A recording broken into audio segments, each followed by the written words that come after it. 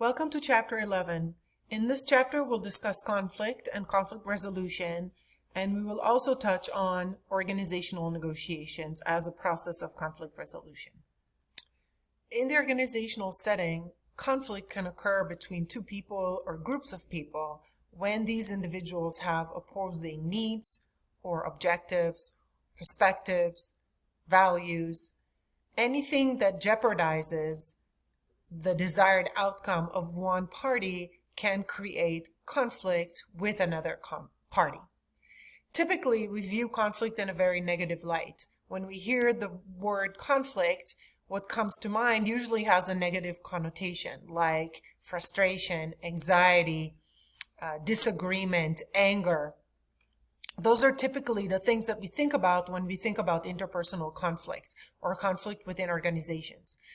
This is the dysfunctional perspective of conflict. And it's true that conflict can often be dysfunctional, but it's important to remember that conflict can also be functional.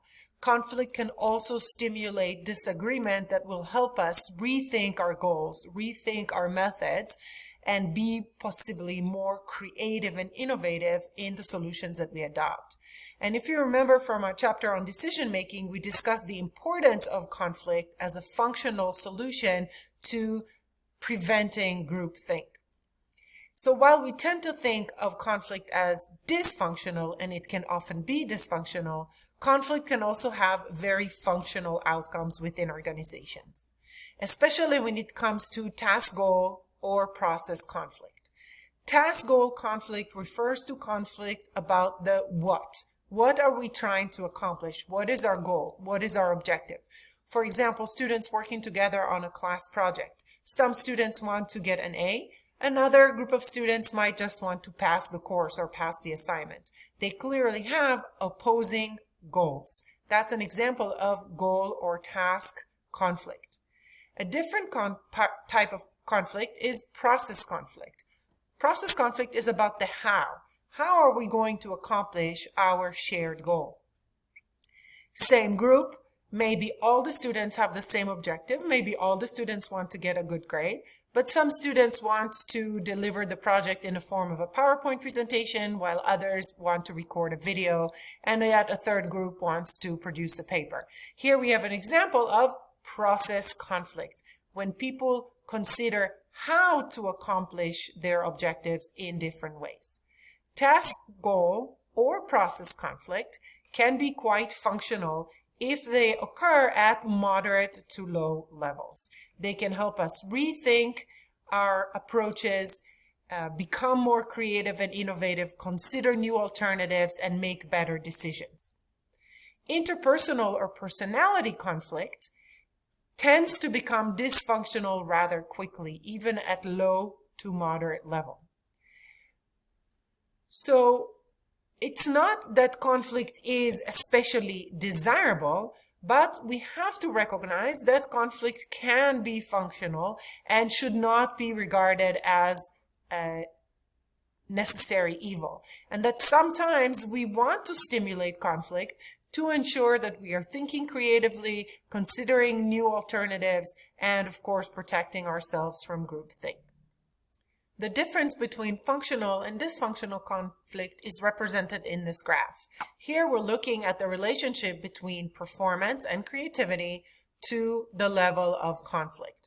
When we have high levels of conflict, task goal, process, or interpersonal conflict, we are likely to see infighting and lack of cooperation. So high levels of conflict are likely to negatively impact performance and creativity. This is dysfunctional conflict.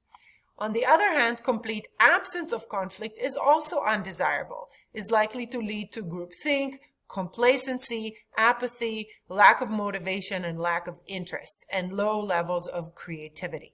And so complete absence or very low levels of conflict are also considered undesirable. The optimal level of conflict, which is moderate to low levels of task goal or process conflict, can boost creativity, can generate healthy disagreement, which will help us reconsider courses of action, reconsider decisions, and potentially come up with improved ways of doing things and additional discussion that will protect us against groupthink. And so this chart represents, this inverted U shape represents the relationship between functional and dysfunctional conflict. High levels of conflict are likely to be dysfunctional and hurt creativity and performance, whereas moderate to low levels of conflict are likely to boost creativity and enhance performance. Earlier, we looked at 3 types of conflict: task, process, and personality. Here, we're looking at a different categorization, and this categorization refers to who encounters the conflict. So the first type of conflict we're looking at here is intrapersonal, internal conflict within an individual. And if you remember, we discussed this concept already when we discussed role conflict. When individuals experience conflict between 2 roles, maybe a role as a parent and a role as an organizational leader, where the time constraints put on you as an organizational leader make it difficult for you to fulfill your role as a parent.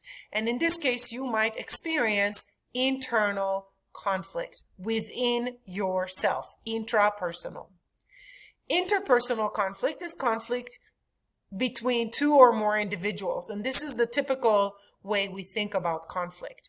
And this type of conflict is likely to result from our different personalities, interpersonal conflict, our different goals, task conflict, our approaches to work, process conflict, or other individual differences like our core values or our work style.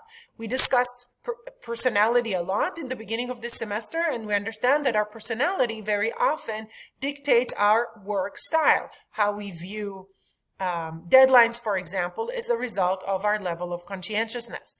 And so it is very possible that people with very different levels of conscientiousness in their personalities might experience some conflict. Intra-group conflict is conflict experienced within a group.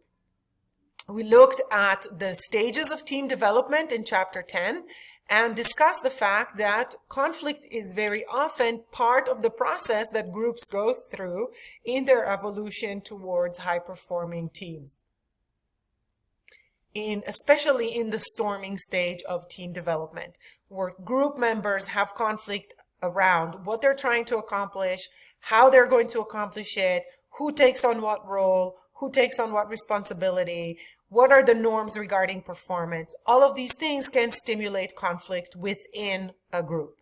And of course, we can also experience conflict among different groups within organizations. For example, the sales department wants to reach its sales quota, while the accounting department wants to make sure that all our accounts receivable are indeed paid. And this can potentially create conflict between 2 groups within the organization. Even though both groups work for the same organization with the same overarching goals, they can still experience conflict when their individual objectives or aspirations are jeopardized. Another important aspect to consider regarding conflict is the hierarchical level of the parties involved. And this might seem trivial right now, but it will be important to understand this difference when we discuss different approaches to conflict resolution. Horizontal conflict refers to conflict among individuals or groups that are at the same hierarchical level of the organization.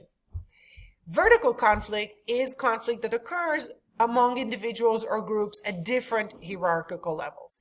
And clearly, if I'm having a conflict with someone who is my superior, my approach to resolving this conflict will be very different than if I have a conflict with somebody who is my subordinate or somebody who is my peer. And so it's important to remember this difference when we discuss conflict resolution approaches. When we think about conflict, in order to better understand the process of conflict, we need to try to identify different variables that drive conflict among individuals or groups in organizations. One key driver is personal differences, and those differences can apply to our personalities, as we discussed earlier, or to our value systems, both as individuals and within organizations. As I mentioned earlier, different organizations might have different value systems, and those dictate the behaviors among organizational members. If my core values are not consistent with those of my coworkers, we might experience conflict. So those individual differences, either value differences or personality difference or work style difference, can create conflict. Another key driver of conflict is goal incompatibility. Again, this example that I gave earlier, if I work in the sales department, my goal is to sell and sell as much as possible. The accounting department, on the other hand, has a very different goal. Their goal is to make sure that all accounts receivable are indeed paid in full. And so if the client that I'm trying to sell to has a poor credit history, the accounting department might have conflict with my desire to execute a large sale for this customer. And so we might experience goal incompatibility, goal conflict. Uncertainty is another variable that creates conflict. When there is uncertainty, we have a higher likelihood that people will disagree regarding different courses of action, for example. So higher level of uncertainty and role ambiguity at the individual level are potentially going to create conflict. Another key driver of conflict is resource scarcity. And in most organizations, organizational members will be competing for scarce resources. Those scarce resources can be a monetary resource, a raise, but can also be a promotional opportunity or career progression opportunity. Those opportunities are also very often scarce, and organizational members are likely to compete for those scarce resources. This is also related to the reward structure. We discussed in the chapter of groups and teams that if you want to motivate people to work on a team and be cooperative and collaborative, openly share information and support team members, we need to have a balance between individual rewards and team rewards. The reward system can motivate people to behave in collaborative ways. If, however, the organization only has individual reward structures, then I have no motivation to be a team player. I am more likely to feel that I'm in competition with my colleagues and more likely to experience conflict with them. Another variable that is likely to create conflict is interdependence. Again, this is a variable that we discussed in the concept of teams. In high-performing teams where where the members have complementary skills and we need every member's contribution in order to be successful, if you remember, we saw the example of Ocean's 11, in that case, there is high interdependence. If I depend on one of my team members to do his or her part so that I can complete mine and be successful, I might experience conflict with that individual if he or she fails to do their part. This will jeopardize my ability to perform as well because of our high interdependence. Other variables in organizations that can potentially create conflict is culture. For example, organizational culture. This is a concept that we will discuss later this semester. But it's important to note that an organizational culture that is very competitive, cutthroat, aggressive, is likely to be a culture in which people experience more conflict. And of course, societal culture can also act as a source of conflict, especially if we're working with other people across cultures. If we have collaborative members on our team who are from a different cultural background, they might have different perspectives on hierarchy, different perspectives on the use of time, and that could potentially create conflict for team members who have different cultural backgrounds.